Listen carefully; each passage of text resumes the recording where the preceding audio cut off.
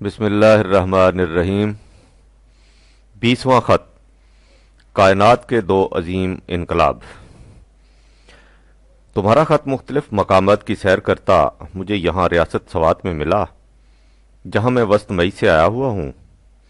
اس علاقے کا تفصیلی تعارف تو کسی اور وقت کراؤں گا۔ اس وقت صرف اتنا کہہ دینا کافی ہوگا کہ ان وادیوں میں فطرت نے اپنی حسن پاشیوں میں کسی قسم کا بخل نہیں برتا، لیکن چونکہ انسانی ہاتھ نے ابھی تک اس کی مشاطگی نہیں کی، اس لیے اس حسن میں نکھار نہیں پیدا ہو سکا۔ جس دن انسان نے اس کی تزئین و آرائش کی طرف توجہ کی، نامعلوم یہ شگفتہ و شاداب خطہ زمین کیا سے کیا بن جائے گا۔ لیکن میرے لیے یہ حسن معصوم بھی اپنے اندر کم جاذبیتیں نہیں رکھتا۔ اس کی کشادہ وادیاں کیفا سطحت، اس کی محکم پہاڑیاں کیفا نصبت، اور اس کی فلک بوس برف آلود چوٹیاں کیفا رفعت کی جیتی جاگتی تفسیریں، اور ان سے ترتیب پائے ہوئے رنگین مناظر کیفا خلقت کی زندہ تصویریں ہیں۔ میرے کمرے کے دریچے کے سامنے دریائے سوات، جسے یہاں کے رہنے والے سندھ کہتے ہیں، اپنے مسلسل زیر و بم کے ساتھ سلسبیلانہ انداز سے محو خرام ہے۔ اس کی لہروں کی رنگینیاں میرے لیے جنت نگاہ اور اس کی آبشاروں کی نغمہ آفرینیاں فردوس گوش ہیں۔ میں اس کی طرف دیکھتا ہوں اور عجیب و غریب خیالات میں گم ہو جاتا ہوں۔ میں اکثر سوچتا ہوں کہ جسے ہم دریا کہتے ہیں وہ دراصل ہے کیا؟ وہ پانی جس سے دریا کا وجود قائم ہے، پیچھے سے مسلسل آتا اور آگے بڑھے چلا جاتا ہے۔ تو کیا اس پانی کو جو ابھی یہاں تھا اور ابھی کہیں سے کہیں چلا گیا دریا کہیں گے؟ یہ کیسے ہو سکتا ہے؟ ایک ہر آن تغیر پذیر شے کس طرح ثابت قرار پا سکتی ہے؟ تو کیا دریا کے بطن بیڈ کو دریا کہا جائے گا، جو اگرچہ مستقلاً اپنی جگہ پر قائم ہے، لیکن جو تغیر پذیر پانی کے بغیر دریا کہلا ہی نہیں سکتا؟ اگر اس میں پانی نہ ہو تو اس میں اس کے ارد گرد کی زمینوں میں کیا فرق ہے؟ دریا در حقیقت نام ہے ثبات، پرماننس اور تغیر، چینج کے مجموعہ کا، بینا ہی جس طرح انسان نام ہے نہ بدلنے والی ذات، پرسنالٹی، اور ہر آن بدلنے والے خیالات کے مجموعہ کا۔ ایک خیال آتا ہے جس سے ہم خوش ہو جاتے ہیں، وہ نہایت خاموشی سے اس طرح آگے بڑھ جاتا ہے جس طرح سورج کے سامنے سے بادل گزر جاتا ہے۔ پھر ایک خیال اور آتا ہے جس سے ہم غمگین ہو جاتے ہیں، وہ بھی اسی طرح آگے بڑھ جاتا ہے۔ خیالات کی یہ رو آتی رہتی اور جاتی رہتی ہے، لیکن ہماری ذات مستقلاً اپنے مقام پر موجود رہتی ہے۔ اسی طرح جیسے پانی کی لہریں آتی رہتی ہیں اور جاتی رہتی ہیں، لیکن دریا کا بطن اپنی جگہ پر قائم رہتا ہے۔ وہ پانی کے مسلسل تغیر سے اثر پذیر نہیں ہوتا، لیکن یہ دریا اس وقت تک دریا ہے جب تک اس کا پانی ساحلوں میں پابند ہے۔ اگر یہ ان ساحلوں کو توڑ کر حدود فراموش ہو جائے تو اسے دریا نہیں بلکہ سیلاب کہا جائے گا، جس کا نتیجہ تخریب ہی تخریب ہوگا۔ انسانی خیالات و جذبات بھی اسی وقت تک انسانی کہلا سکتے ہیں جب تک وہ قوانین خداوندی کے ساحلوں میں محصور رہیں۔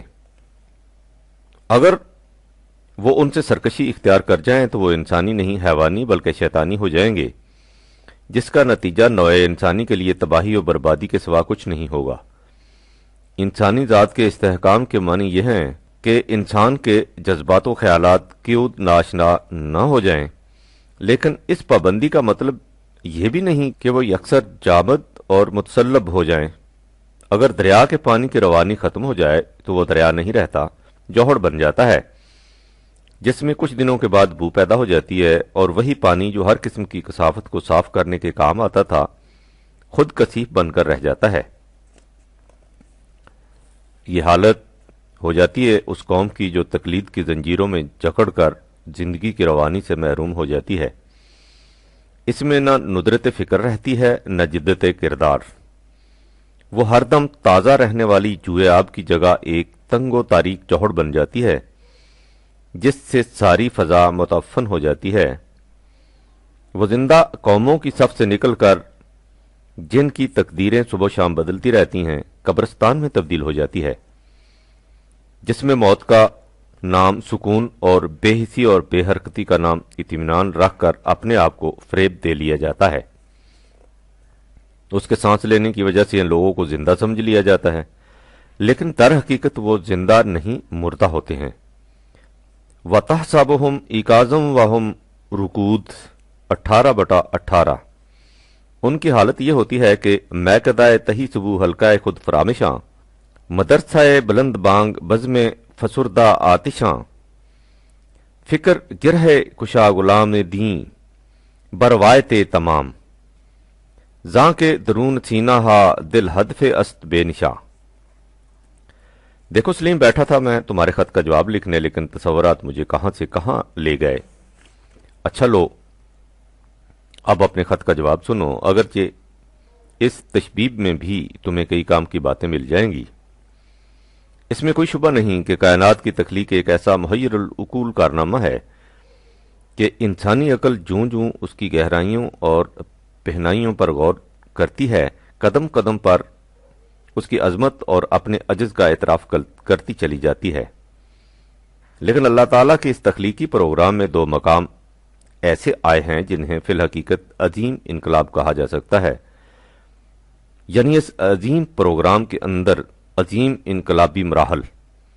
افسوس ہے کہ انسان نے ابھی تک ان انقلابی مراحل کی اہمیت کا صحیح اندازہ نہیں لگایا، جس کی وجہ سے وہ کائنات میں اپنے صحیح مقام کا اندازہ اور اس تک پہنچنے کے لیے طریق عمل کا صحیح تعین نہیں کر سکا، اور اس سے بھی زیادہ قابل تاسف اس حقیقت کا احساس ہے کہ اس باب میں مسلمان سب سے پیچھے ہے، حالانکہ یہ ہر وقت اس کتاب عظیم کو اپنے سامنے رکھتا ہے جس نے ان انقلابی مراحل کا خصوصیات سے ذکر کیا ہے اور انہیں اس طرح ابھار اور نکھار کر بیان کیا ہے کہ ان کی عظمت بعد نتامک سامنے آ جاتی ہے۔ میں سمجھتا ہوں کہ جب تک مسلمان ان مقامات کی عظمت کا صحیح اندازہ نہ کر لے، وہ قرآن کے پیغام اور اقوام عالم میں اپنی پوزیشن کو صحیح طور پر سمجھ نہیں سکتا۔ میں کوشش کروں گا کہ اس مختصر سے خط میں ان مقامات کا اجمالی تعارف کرا دوں، کیونکہ ان کے تفصیلی تعارف اور تبیین کے لیے بڑی فرصت کی ضرورت ہے۔ اسے تم غور سے سمجھنے کی کوشش کرنا، کیونکہ بات ذرا مشکل اور گہری ہے۔ اللہ تعالیٰ نے کائنات کی تخلیق بالمقصد کی ہے، اور جب کسی چیز کو کسی خاص مقصد کے لیے پیدا کیا جائے تو سب کچھ ایک پلان کے مطابق کیا جاتا ہے، لہذا کائنات کی تخلیق ایک پلان کے مطابق ہوئی ہے۔ پلان کا مطلب یہ ہے کہ اس میں ہر پرزہ کے ذمہ ایک خاص فریضہ لگایا گیا ہے۔ مختلف پرزوں کے باہمی تعاون و تناظر کے لیے خاص قاعدے مقرر کیے گئے ہیں۔ باللفاظ دیگر کائنات کی یہ عظیم القدر مشینری ایک خاص نظم و ضبط اور قاعدے اور قانون کے مطابق سرگرم عمل ہے۔ قد جعل اللہ لکل شیء قدرا 65/3۔ یقیناً اللہ نے ہر شے کے لیے پیمانے بنائے ہیں۔ قدر پیمانے یا اندازے کو یا دور حاضر کی سائنٹیفک اصطلاح میں میئرمنٹ کو کہتے ہیں۔ مقدور کے معنی میئرڈ یا ڈٹرمنٹ کے ہوں گے۔ وَكَانَ أَمْرُ اللَّهِ قَدْرٌ مَقْدُورًا 33/38۔ اور اللہ کا ہر امر اندازے کے مطابق متعین کردہ ہے۔ خارجی کائنات میں خدا کے متعین کردہ انہی اندازوں کو قوانین فطرت یا لا آف نیچر کہا جاتا ہے۔ سائنس کی ترقی کے معنی یہ ہے کہ انسان نے ان قوانین کو کس حد تک دریافت کر لیا ہے۔ سائنسدان ان قوانین کو ایجاد نہیں کرتا، ان کا صرف انکشاف ڈسکوری کرتا ہے۔ ان قوانین کے محکم اور غیر متبدل ہونے کا نتیجہ ہے کہ ایک سائنسدان پورے حتم و یقین کے ساتھ کہہ سکتا ہے کہ اگر فلاں اور فلاں چیز کو یوں ملا دیا جائے تو اس سے یہ کچھ بن جائے گا۔ کائنات کے یہ اجزاء جو اس قدر محکم انداز سے سرگرم عمل ہیں کہ کس قدر باریک، لطیف اور نازک ہیں، اس کا اندازہ اس سے لگاؤ کہ ایک ایٹم مرکب ہوتا ہے پروٹونز اور الیکٹرونز سے۔ ایک برقیہ الیکٹرون کی ضخامت 1 انچ کے کروڑویں حصہ کے برابر ہوتی ہے۔ یہ پروٹون اور الیکٹرون اپنے محور کے گرد 1400 میل فی سیکنڈ کی رفتار سے گھومتے ہیں۔ ان کی گردش بالکل ویسے ہی ہے جیسے فضائے آسمانی میں نظام شمسی کے مختلف کروں کی گردش۔ پھر مختلف اجزائے کائنات کی ساخت میں ان الیکٹرون وغیرہ کے صحیح تناسب کا اندازہ اس سے لگاؤ کہ اگر کاربن کی ساخت میں ایک الیکٹرون کی کمی رہ جاتی تو اس کرۂ ارض پر زندگی ناممکن ہو جاتی، یا آکسیجن اور ہائیڈروجن جس محکم طریق سے باہمدگر مل کر پانی بن گئی ہیں، اگر ان کے اختلاط میں ذرا سا بھی ڈھیلا پن رہ جاتا تو یہ دنیا بھاگ سے اڑ جاتی۔ علاوہ اس کے کائنات کے مختلف اجزاء میں باہمی ربط و ضبط ایسا محکم ہے کہ علم الحیات بایولوجی کے ماہرین کا اعلان ہے کہ یہ تمام کائنات ایک نامی جسم کی طرح آرگینک ہے۔ کائنات کی اسی وحدت کی بنا پر اسے یونیورس کہتے ہیں۔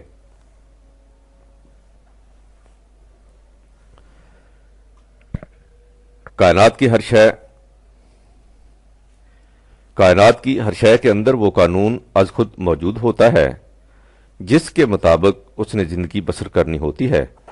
یہ ہے سلیم وہ نقطہ جس کے لیے میں نے اتنی لمبی چوڑی تمہید باندھی ہے۔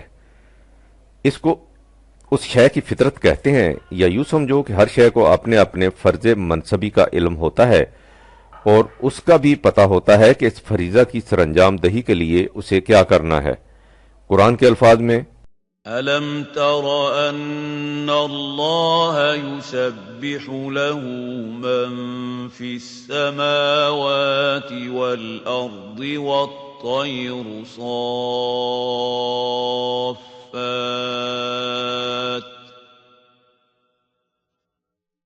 كُلٌّ قَدْ عَلِمَ صَلَاتَهُ وَتَسْبِيحَهُ وَاللَّهُ عَلِيمٌ بِمَا يَفْعَلُونَ۔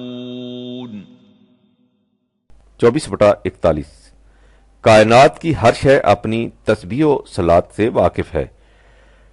تسبیح و صلات کے قرآنی مفہوم کو تم نے سمجھ لیا سلیم۔ اس سے قرآن نے وہی بھی کہا ہے، وَأَوْحَىٰ رَبُّكَ إِلَى النَّحْلِ 16/68 خدا نے شہد کی مکھی کی طرف وحی کی۔ وَأَوْحَىٰ فِي كُلِّ سَمَاءٍ أَمْرَهَا 41/12 ہر کرۂ سماوی کی طرف اس کے فریضہ کے متعلق وحی کر دی۔ یا سورہ زلزال میں زمین کے متعلق ہے، بِأَنَّ رَبَّكَ أَوْحَىٰ لَهَا۔ ان قوانین کے لیے وحی کا لفظ استعمال کرنے میں ایک نقطہ اور بھی ہے۔ وحی کے معنی خفیف اور تیز اشارے کے ہوتے ہیں۔ چونکہ اللہ تعالیٰ نے ان اشیاء سے اشاروں میں بات کی ہے، اس لیے ان اشاروں کی حقیقت اور ان کا صحیح مفہوم معلوم کرنے کے لیے علم اور تجسس درکار ہے۔ اسی کو سائنس کا علم کہتے ہیں، جس کے لیے بڑی باریک بینی اور غیر مشاہدہ کی ضرورت ہوتی ہے۔ اللہ تعالیٰ نے ان اشیاء سے پردہ میں بات کی ہے۔ ان پردوں کو اٹھانا سائنسدان کا کام ہے، یعنی حقیقت کو ڈسکور کرنا۔ اس قسم کے تدبر و تفکر اور تجارب و مشاہدات کے بعد یہ امر نکھر کر سامنے آ جاتا ہے کہ فطرت کے یہ قوانین جو اس قدر خاموش اشاروں میں بیان ہوئے ہیں کس قدر واضح، متعین اور مفصل اور ایک دوسرے کے مطابق و موافق واقع ہوئے ہیں۔ ان میں کہیں اختلاف نہیں، ابہام نہیں، عدم تعین نہیں، سہو نہیں، خطا نہیں۔ ما تری فی خلق الرحمن من تفاوت 67/3 بہرحال میں یہ کہہ رہا تھا کہ اشیاء کائنات میں سے ہر ایک کو اس ضابطہ کا علم براہ راست دیا گیا ہے جس کے مطابق اسے زندگی بسر کرنی ہے۔ یہ علم اس کی فطرت میں داخل ہے۔ اس کا نتیجہ یہ ہے کہ ہر شے اس قانون کے مطابق زندگی بسر کرنے پر مجبور ہے۔ سبح للہ ما فی السماوات والارض 57/1 وَلِلَّهِ يَسْجُدُ माफिस समावात व माफिल अर्थ 16/49। जो कुछ उनसे कहा गया है वो उसके मुताबिक अमल किए जा रहे हैं। व यफलूना मा योमरून 16/50। वो अपने फ़राइज़ की सरअंजाम दही के लिए पूरी पूरी कुव्वत से सरगर्दां रहते हैं और निहायत सुरत और तेजी से दूर दूर निकल जाते हैं। وَإِذْ قَالَ رَبُّكَ لِلْمَلَائِكَةِ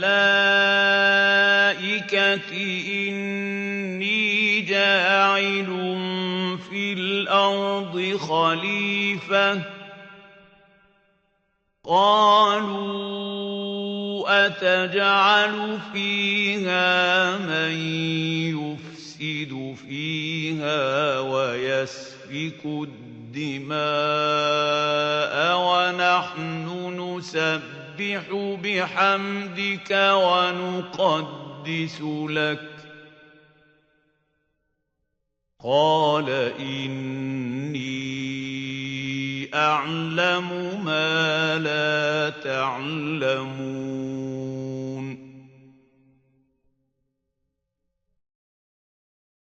2/30 तस्बीह में सलीम अमल की इंटेंसिटी पाई जाती है और तकदीस में एक्सटेंसिवनेस यानी तमाम अशियाए फितरत मशैयत के प्रोग्राम की तकमील में पूरी कुव्वत और वसअत से सरगर्म अमल है। किसी को उससे मजाल सरताबी नहीं या राय सरकशी नहीं। वहम ला यस्तकबिरून 16/49। यानी उनमें से किसी को उसका इख्तियार नहीं दिया गया कि वो चाहे तो इस कानून की अताअत करे और चाहे तो उससे सरकश हो जाए। अशियाए फितरत में किसी किस्म का इख्तियार व इरादा होता ही नहीं। जो कुछ मैंने ऊपर लिखा है उससे यह हकीकत सामने आ गई है। अशियाए फितरत में से हर एक को अल्लाह की तरफ से बराह रास्त इस कानून का इल्म दे दिया गया है जिसके मुताबिक उसने जिंदगी बसर करनी है। यानी ये इल्म उन अशिया की फितरत में दाखिल है। वो इस कानून की खिलाफ वर्जी करने पर कादिर ही नहीं।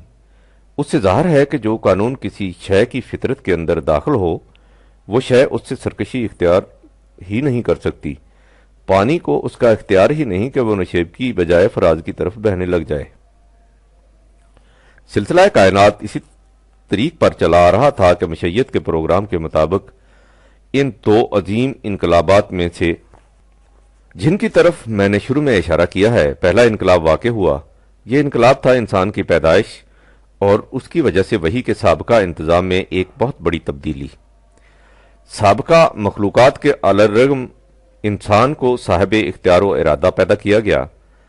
उसकी इस खसूसियत किबरा को अल्लाह ताला ने उलूहियाती तवानाई का एक करिश्मा नफक तो फी है मिन रूही 15/29 से ताबीर किया है।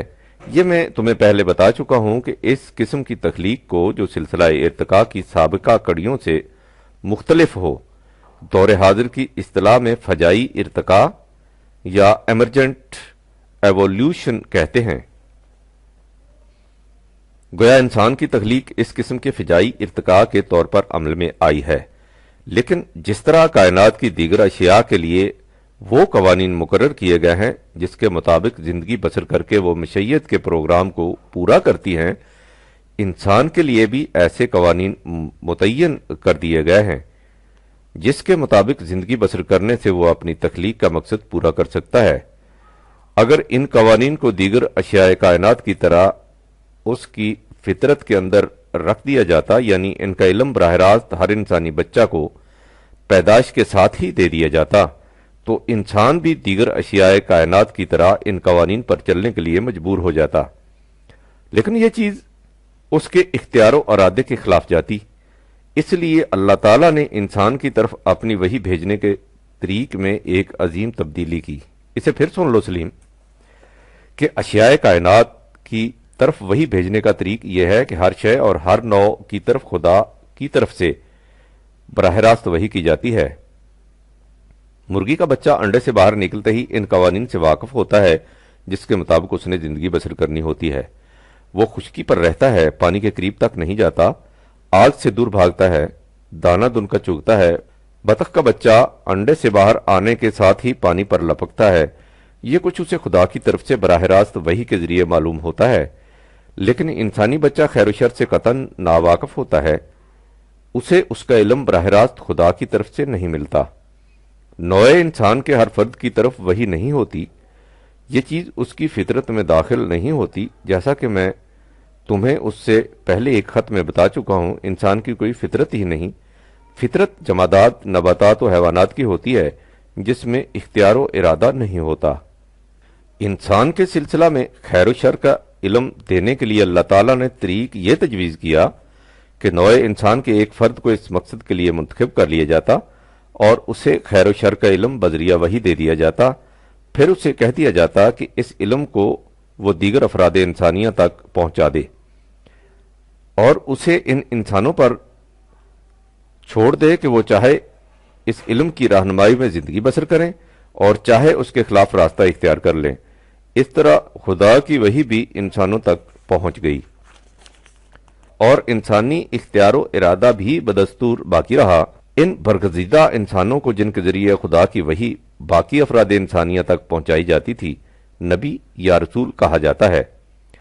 وحی کے اس طریقے جدید کے متعلق نوع انسان سے کہا گیا کہ يا بني آدم إما يأتينكم رسل منكم يقصون عليكم آياتي فمن اتقى وأصلح فلا خوف عليهم ولا هم يحزنون 7/35 جب ایسا ہوگا کہ تمہارے پاس تم میں سے پیغمبر آئیں گے جو ہمارے پیغامات تم تک پہنچائیں گے، سو جو لوگ ان قوانین کی نگہداشت کریں گے اور ان کے مطابق صلاحیت بخش کام کریں گے تو انہیں نہ کسی قسم کا خوف ہوگا نہ حزن۔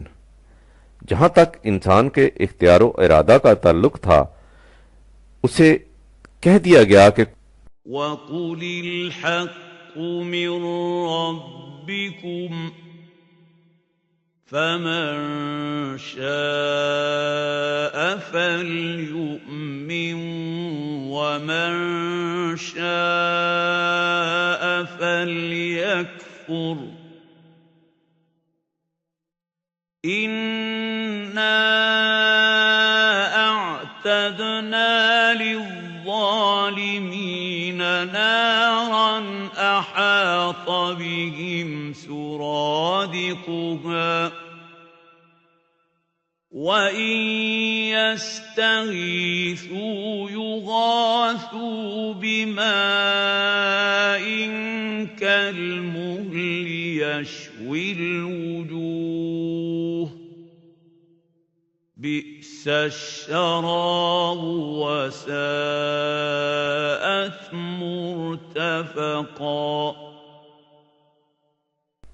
ان سے کہہ دو کہ تمہارے نشو و نما دینے والے کی طرف سے حق آ چکا ہے، اب جس کا جی چاہے اسے اختیار کرے اور جس کا جی چاہے اس سے انکار کر دے۔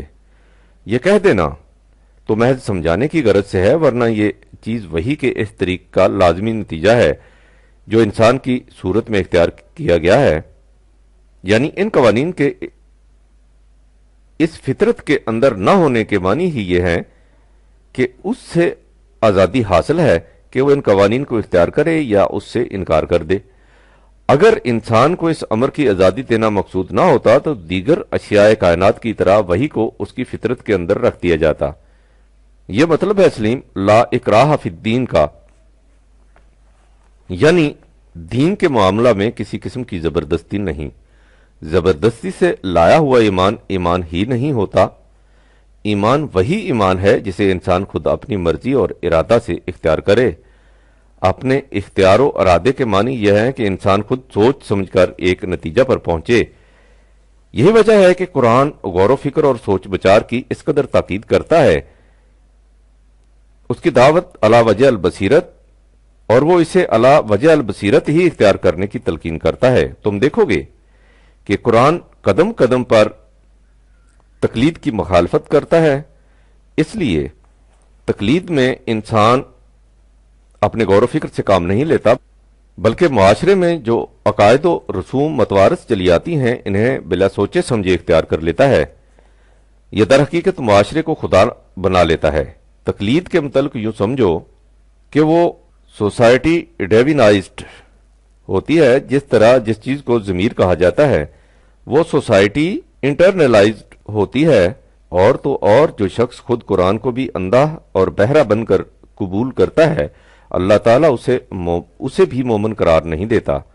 اس کا ارشاد ہے کہ مومن وہ ہیں والذین اذا ذکروا بآیات ربهم لم يخروا علیہا صما وعمیانا۔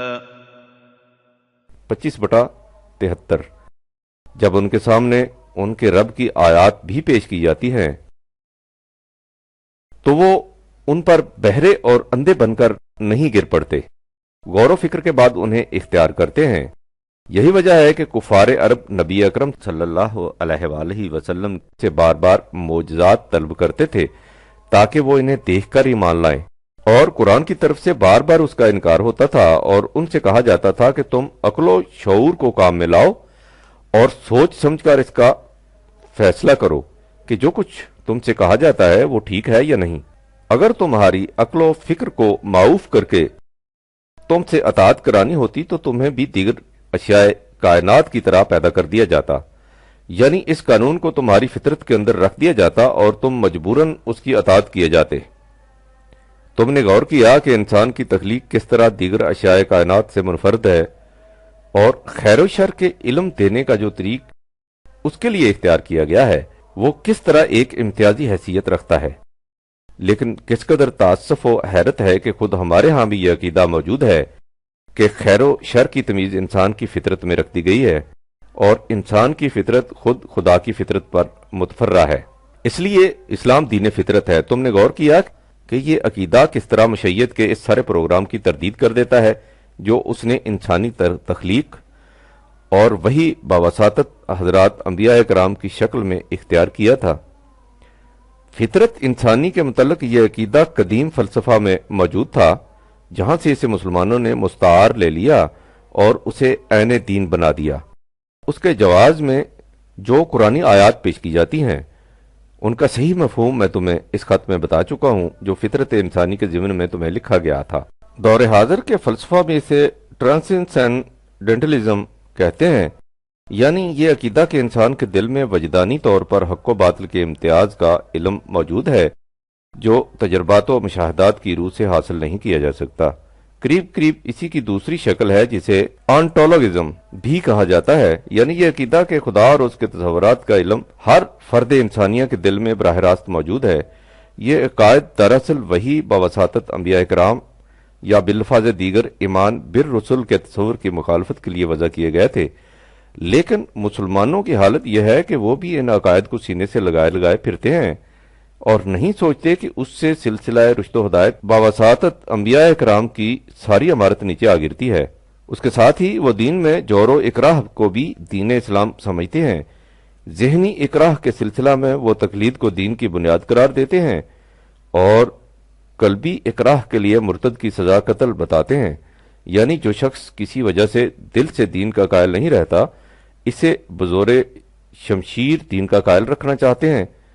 یہ تمام عقائد قرآن کریم کو پس پشت ڈال دینے کا نتیجہ ہے۔ اب ایک قدم اور آگے بڑھو۔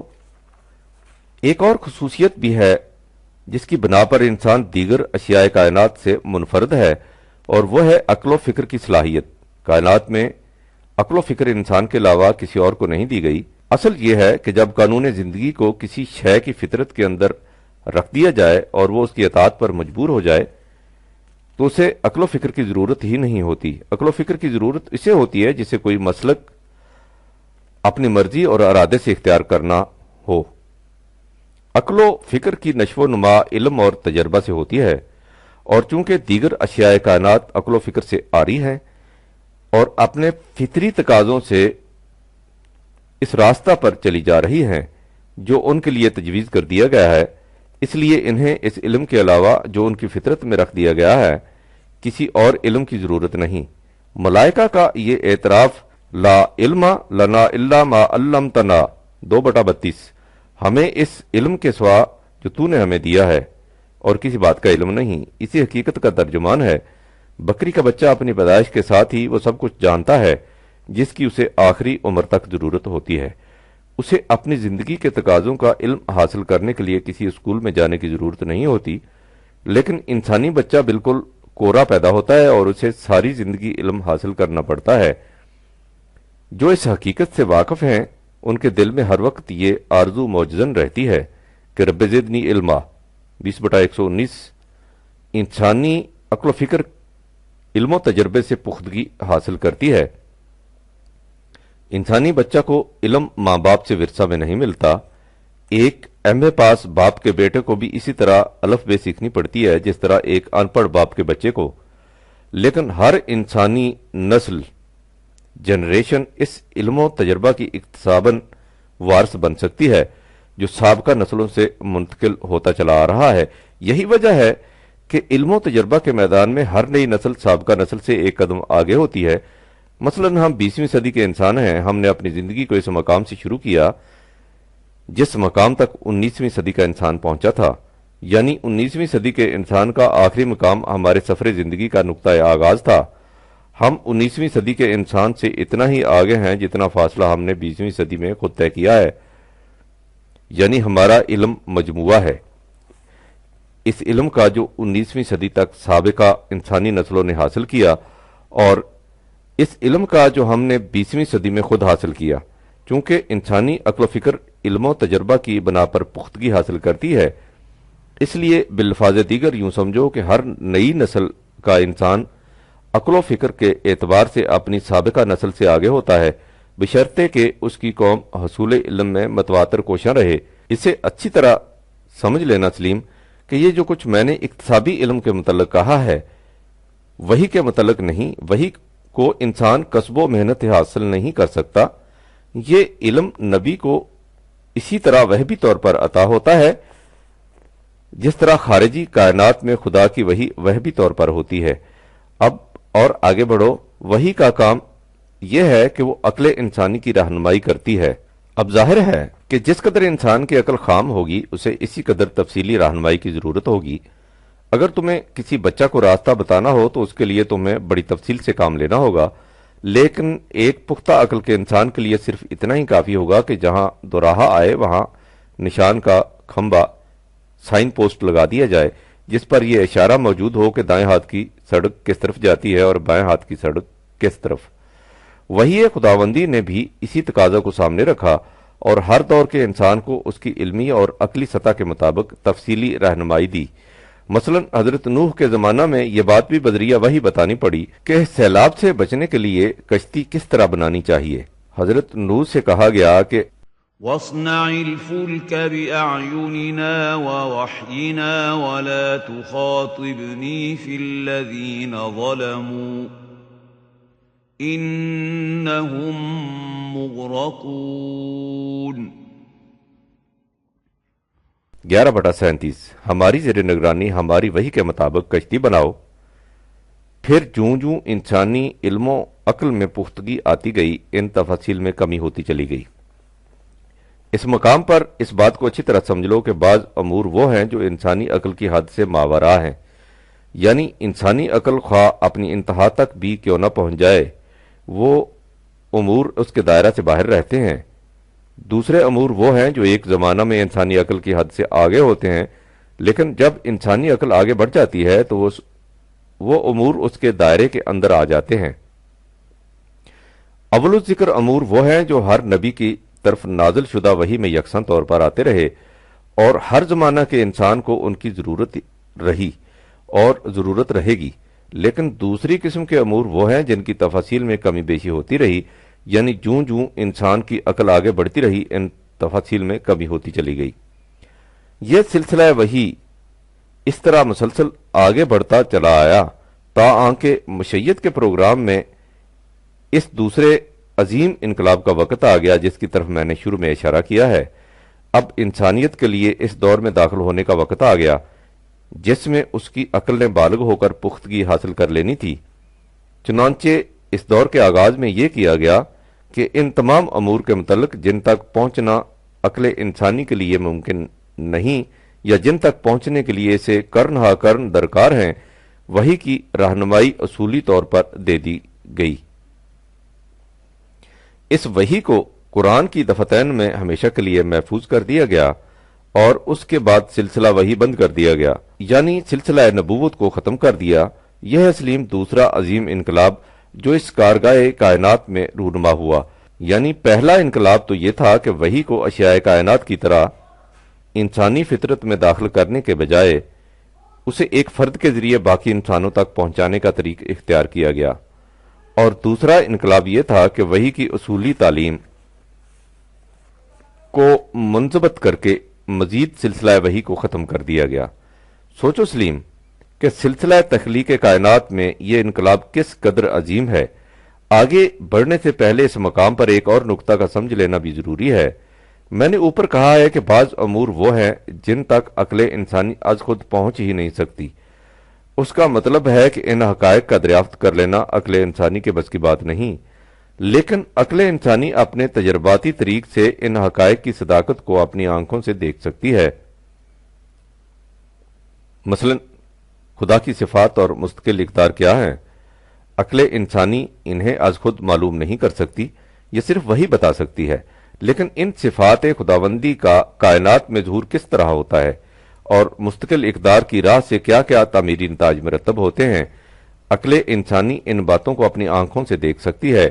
یہ مطلب ہے قرآن کی اس آیہ جلیلہ کا جس میں کہا گیا ہے کہ سَنُرِيهِمْ آيَاتِنَا فِي الْآفَاقِ وَفِي أَنفُسِهِمْ حَتَّى يَتَبَيَّنَ لَهُمْ أَنَّهُ الْحَقُّ أَوَلَمْ يَكْفِ بِرَبِّكَ أَنَّهُ عَلَى كُلِّ شَيْءٍ شَهِيدٌ۔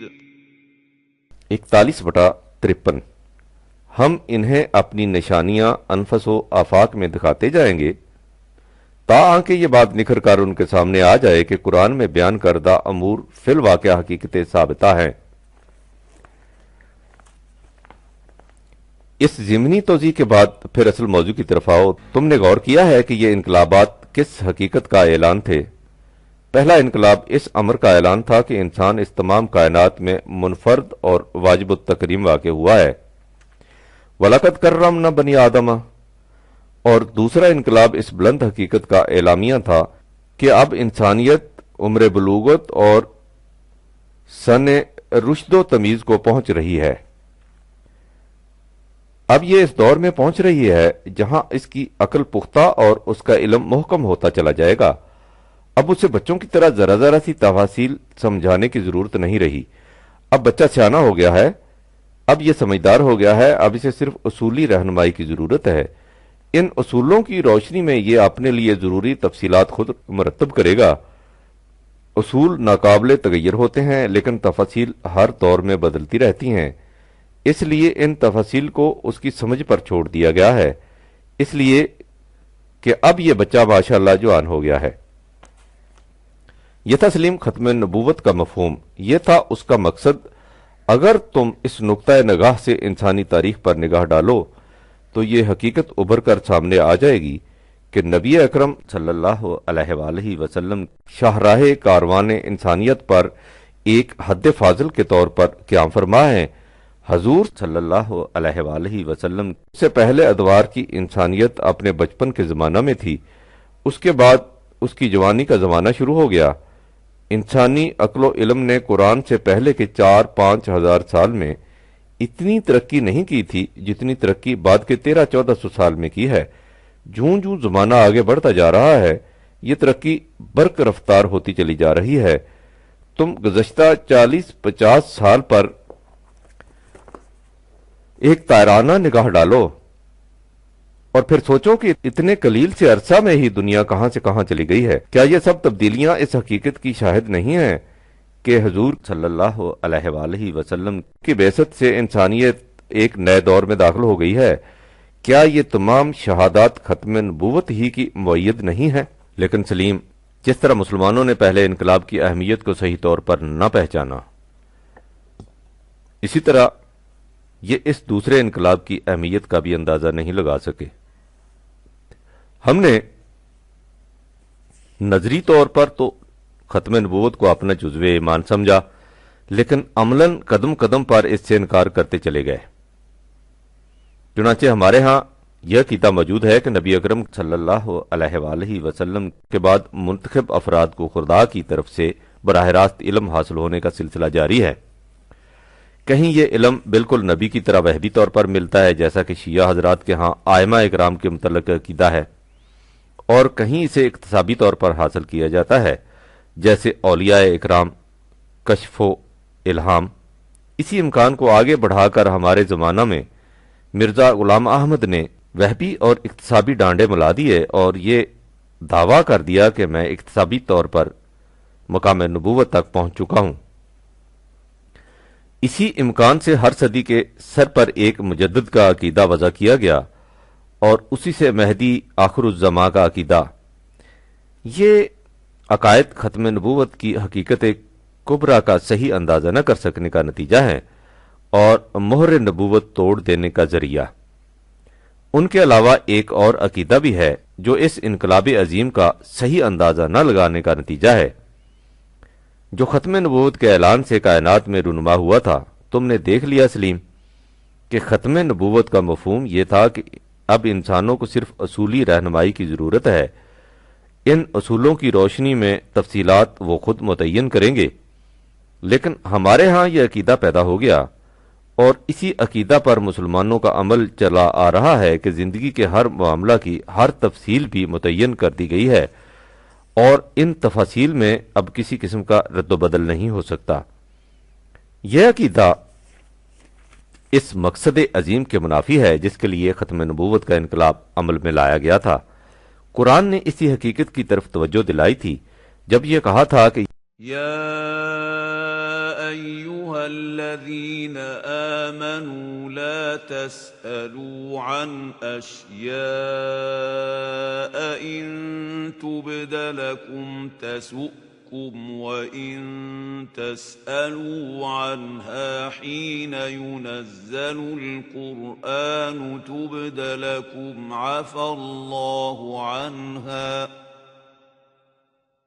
وَاللَّهُ غَفُورٌ حَلِيمٌ۔ قد سألها قوم من قبلكم ثم أصبحوا بها كافرين۔ 5/101-102 یعنی خدا نے قرآن میں جن تفصیلات کو بیان نہیں کیا تو یہ بھول چوک کی وجہ سے نہیں، ایسا دانستہ کیا گیا ہے۔ ان تفصیل کا وحی کی روح سے متعین کرنا مقصود ہی نہ تھا۔ اس لیے اے جماعت مومنین، تم ان تفصیل کے متعلق خواہ مخواہ پوچھنا نہ شروع کر دیا کرو۔ اس وقت وحی کا سلسلہ جاری ہے، اگر تمہارے دریافت کرنے پر ان چیزوں کو بیان کیا گیا تو تم مشکل میں پھنس جاؤ گے۔ وحی کا سلسلہ بند ہو جانے کے بعد کوئی اور نبی آئے گا نہیں۔ وہ تفصیل بھی قرآن کے اصولوں کی طرح ہمیشہ ہمیشہ غیر متبدل قرار پا جائیں گی، لیکن زندگی کے تقاضے بدلتے رہتے ہیں، اس لیے یہ تفاصیل ان کا ساتھ نہیں دے سکیں گی۔ اس طرح تم انہیں نبھا نہیں سکو گے۔ تم سے پہلے بھی ایک قوم نے ایسا ہی کیا تھا، خواہ مخواہ ایسی تفاصیل پوچھنی شروع کر دیں جن کا غیر متبدل رکھا جانا مقصود نہ تھا۔ نتیجہ اس کا یہ ہوا کہ جب وہ تفاصیل زندگی کے بدلنے والے تقاضوں کا ساتھ نہ دے سکیں تو انہوں نے دین ہی سے انکار کر دیا۔ اللہ کو چونکہ تمہاری حفاظت مقصود ہے، اس لیے تمہارے پوچھنے کے باوجود اس نے ان تفاصیل کو بیان نہیں کیا۔ اس کے علم کا یہی تقاضا تھا۔ تم نے غور کیا کہ اللہ تعالی نے کس طرح اس حقیقت کو واضح کر دیا کہ ختم نبوت سے مقصود یہ ہے کہ تم زندگی کی چھوٹی چھوٹی جزیات کے لیے وحی کی رہنمائی کی طرف آنکھیں لگا کر نہ بیٹھ رہا کرو، ان کے متعلق عقل و فکر سے کام لیا کرو اور وحی کے اصولوں کی روشنی میں انہیں خود متعین کیا کرو۔ یہی وہ تفاصیل تھیں جن کے متعین کرنے کے لیے خود نبی اکرم صلی اللہ علیہ وآلہ وسلم سے کہا گیا وَشَاوِرْهُمْ فِي الْأَمْرِ 3/158، یعنی ان کا فیصلہ اپنی جماعت کے مشورے سے کر لیا کرو۔ لیکن بعد کے مسلمانوں نے اس حقیقت کو نظر انداز کر دیا اور جن تفاصیل کو خدا نے دانستہ غیر متعین چھوڑا تھا انہیں متعین کر کے ہمیشہ کے لیے غیر متبدل قرار دے دیا۔ اس کا نتیجہ کیا ہوا؟ وہی جو اس قوم کی صورت میں ہوا تھا جس کی طرف قرآن نے اشارہ کیا ہے، اسے سمجھنے کے لیے تم اس بات پر غور کرو کہ ہماری شریعت میں، یعنی ان تفاصیل میں جنہیں قرآن نے غیر متعین چھوڑا تھا، سینکڑوں باتیں ایسی ہیں جو زمانے کے بدلنے والے تقاضوں کا ساتھ نہیں دیتی۔ اب ہمارے ارباب شریعت کا تقاضا ہے کہ وہ زمانہ کے تقاضوں کا ساتھ دیں یا نہ دیں، انہیں اسی طرح سے ماننا اور ان پر اسی طرح سے عمل کرنا ہوگا، کیونکہ بقول ان کے وہ شریعت الہیہ کے احکام ہیں، ان میں کوئی تبدیلی نہیں ہو سکتی۔ نتیجہ اس کا یہ کہ قوم کے نوجوان تعلیم یافتہ طبقہ کے دل میں خود دین کے متعلق طرح طرح کے شبہات پیدا ہو رہے ہیں، اور اگرچہ وہ ابھی اعلانیہ اس کا اقرار نہیں کرتا، لیکن دل میں وہ خود دین کے من جانب اللہ ہونے سے انکار کر رہا ہے۔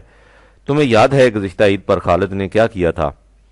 پچھلی عید پر اسے جو جوتا لے کر دیا گیا تھا وہ اس کے پاؤں میں تنگ ہو گیا تھا۔ اس کا پاؤں ماشاءاللہ دن بدن بڑھ رہا ہے اور جوتا ویسے کا ویسا رہتا ہے۔ اس کی امی کا اصرار تھا کہ وہ وہی جوتا پہنے، چنانچہ اس نے توان و کرہن اس وقت تو وہ جوتا پہن لیا، لیکن واپسی پر اسے عیدگاہ میں کھو آیا۔ میری آنکھیں سلیم اس خطرے کو دن بدن قریب آتے دیکھ رہی ہیں۔ ہم اپنے نوجوانوں کو تنگ جوتا پہننے پر مجبور کر رہے ہیں، یہ نہیں کرتے کہ جوتے کو کلبوت دے کر پاؤں کے مطابق بنا دیں۔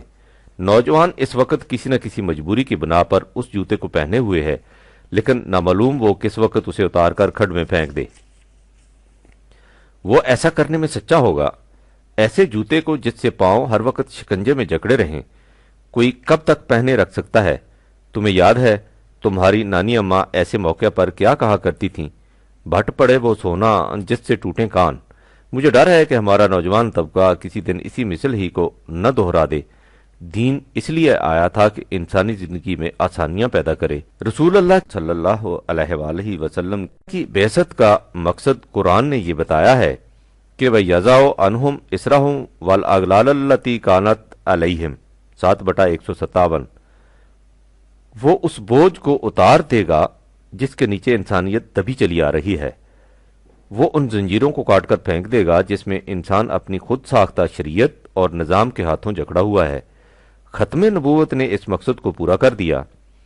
اس نے انسان کو صرف ان حدود اللہ باؤنڈریز لائنز کا پابند رکھا جو وحی کے غیر متبدل اصولوں نے اس کے معاشرے کے ارد گرد کھینچی تھیں۔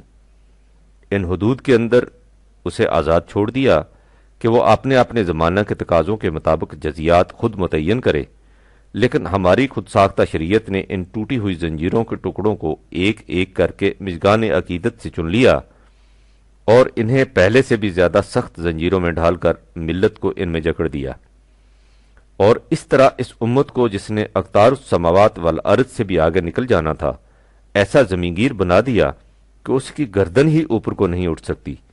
قرآن کے الفاظ میں إِنَّا جَعَلْنَا فِي أَعْنَاقِهِمْ أَغْلَالًا فَهِيَ إِلَى الْأَذْقَانِ فَهُمْ مُقْمَحُونَ وَجَعَلْنَا مِن بَيْنِ أَيْدِيهِمْ سَدًّا وَمِنْ خَلْفِهِمْ سَدًّا فَأَغْشَيْنَاهُمْ فَهُمْ لَا يُبْصِرُونَ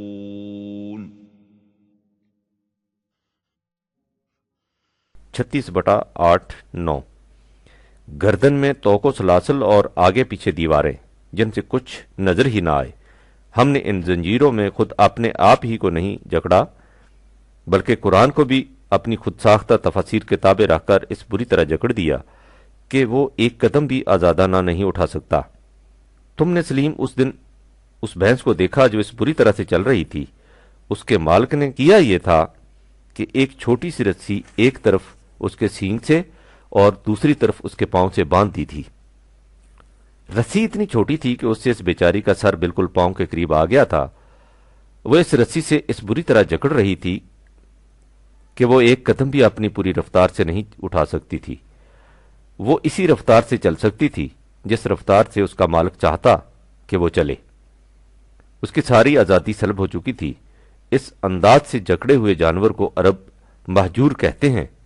مہجور کے اس مفہوم کو سامنے رکھو اور پھر قرآن کریم کی اس آیت کا مطلب سمجھو جس میں کہا گیا ہے کہ حضور نبی اکرم صلی اللہ علیہ وآلہ وسلم خدا سے فریاد کریں گے کہ وقال الرسول يا رب إن قومي اتخذوا هذا القرآن مهجورا 25/30 اے میرے نشو و نما دینے والے، میری قوم نے اس قرآن کو مہجور بنا رکھا تھا۔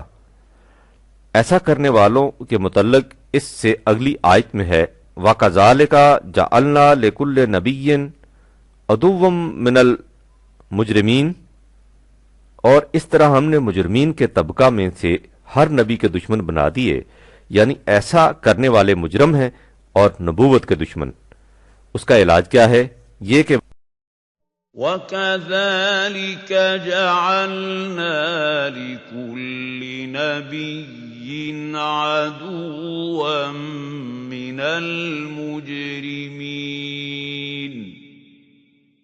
وَكَفَى بِرَبِّكَ هَادِيًا وَنَصِيرًا 25/31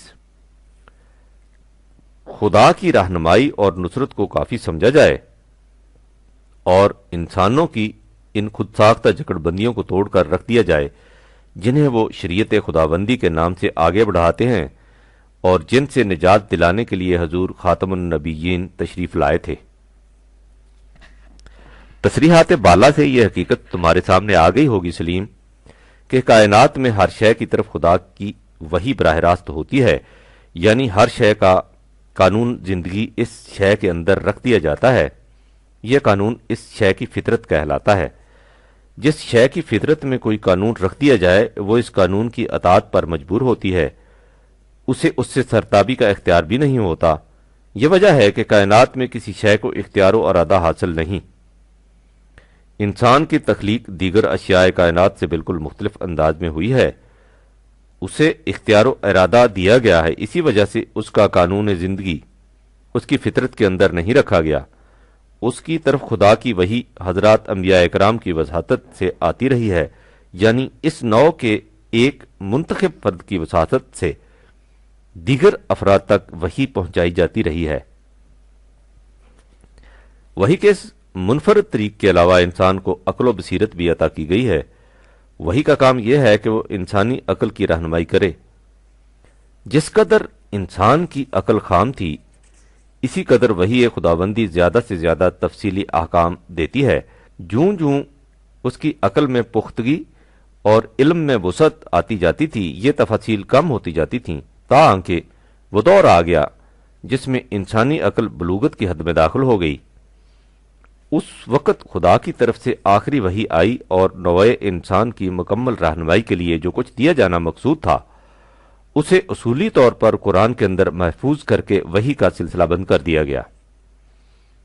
اب کسی انسان کو خدا کی طرف سے براہ راست علم حاصل نہیں ہو سکتا۔ قرآن کے اصولوں کی روشنی میں مختلف زمانوں کے تقاضوں کے مطابق تفاصیل کا مرتب کرنا انسان کی عقل و بصیرت پر چھوڑ دیا گیا، کیونکہ یہ تقاضے بدلتے رہتے ہیں۔ اس سے واضح ہے کہ تمام خارجی کائنات کے مقابلہ میں انسان کی حیثیت منفرد ہے، اور ختم نبوت کے بعد کاروان انسانیت ایک نئی منزل میں داخل ہو گیا ہے جس میں انسان کی خود اعتمادی پر زیادہ زور دیا گیا ہے اور اس کی آزادی کو حدود اللہ کے سوا کسی اور چار دیواری سے محدود نہیں کیا گیا۔ یہ ہے سلیم تمہارے سوال کا جواب۔ اچھا اب میں رخصت ہوتا ہوں، وہ دیکھو سامنے کی پہاڑی پر سورج کی آخری کرن برف آلود چوٹی کو بوسہ دے کر صبح تک کے لیے رخصت ہو گئی۔ ان چوٹیوں پر شام و سحر کے یہ مناظر کس قدر پرکیف ہیں، اور جو کچھ غالب نے کہا تھا اس کی کیسی حسین تفسیر کہ وداع و وصل جداگانہ لذت وارد، ہزار بار برو 100,000 بار بیاں۔ پرویز، جون 1956۔